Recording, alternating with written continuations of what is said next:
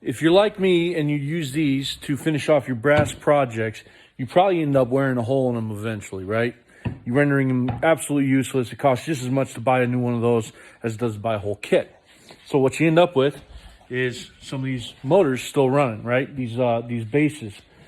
So what I decided to do was make a mega tumbler, and I'm gonna take you on that journey with me.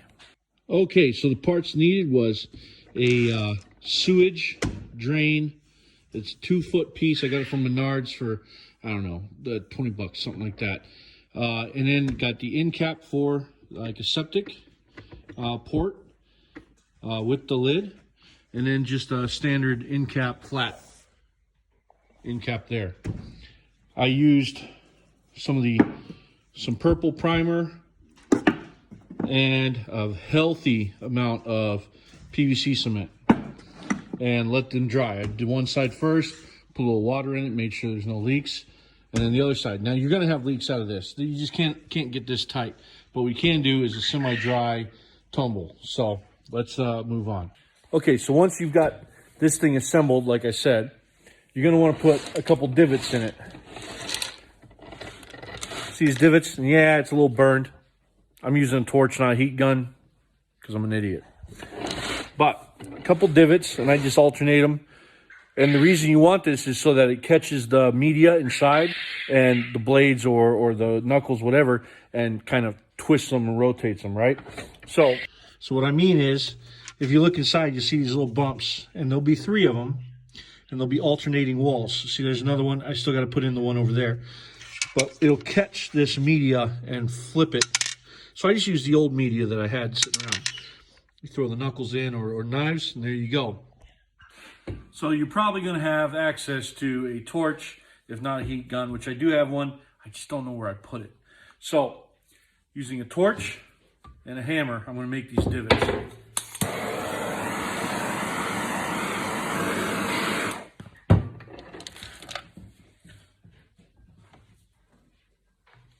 Okay, so I'm going to hold it here for about 30, 40 seconds.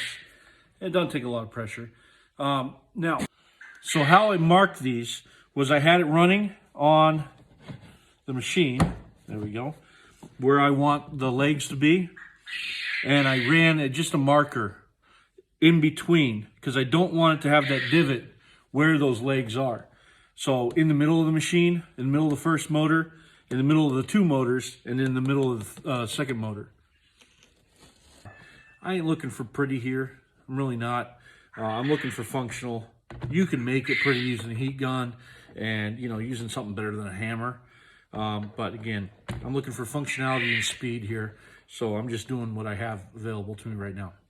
Okay, so I got my final dimple done. I got one here, and alternating to here. So it should hit wherever my project and my media ends up. It should be throwing it around. All right, now that the dimples are on, the whole thing is assembled. We got the media in there. I don't have any project in there. You know what? I'll throw in something real quick.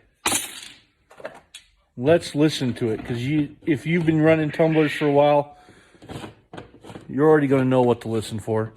You want to listen that it's turning those rocks over and really getting a good mix in there with the media.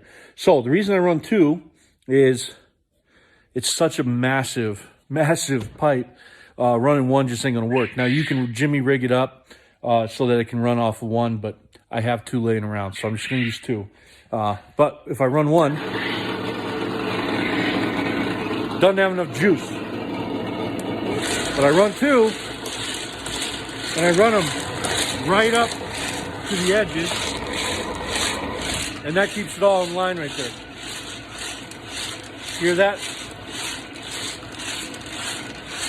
Well, we're going to see what it looks like afterwards. It had that black finish on it, so I'm going to let it run for about 10 minutes. I want to see what it looks like.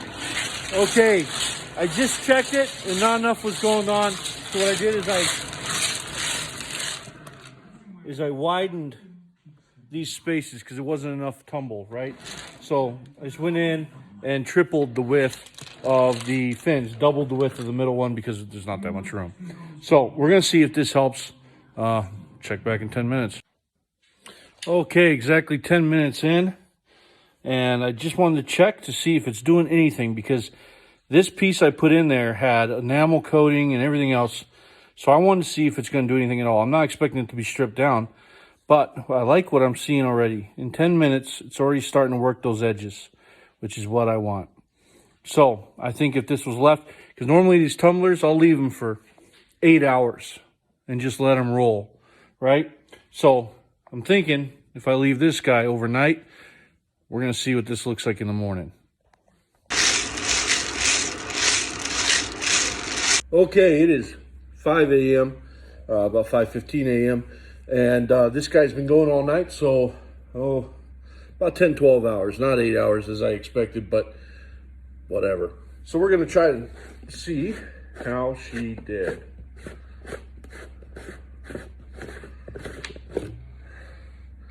Woo. All right.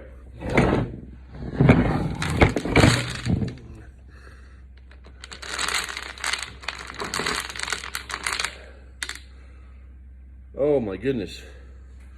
Come on, let's go rinse this off real quick. Well, I'd say it did a pretty good job. So it took almost all the finish off. And again, it was layered on pretty thick. Oh man, it's like 17 degrees right now, so my hand's freezing. Just put it in ice water. Probably not my smartest move, but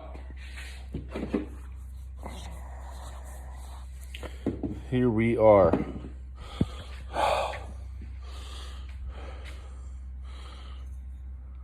So it tumbled it pretty good. I think if this was raw, I mean, you can see where it really rounded the edges. I don't know if you can see that, but the whole idea is, you know, you round the edges a lot. So it really didn't do a lot on the flat. I mean, it did a lot on the flat surface that you can't see. A lot of that dimpling there. Gave it that stonewash look. I'm digging it. I'm digging it. I can't wait to try this on a fresh piece of brass and see how she does. But I think we got a winner here. So I'm pretty excited. I'm pretty excited by this. Yeah. All right, guys. So the Mega Tumbler is rocking and rolling, and I have to run to the hardware store, pick up some parts I need, and get warm in my truck.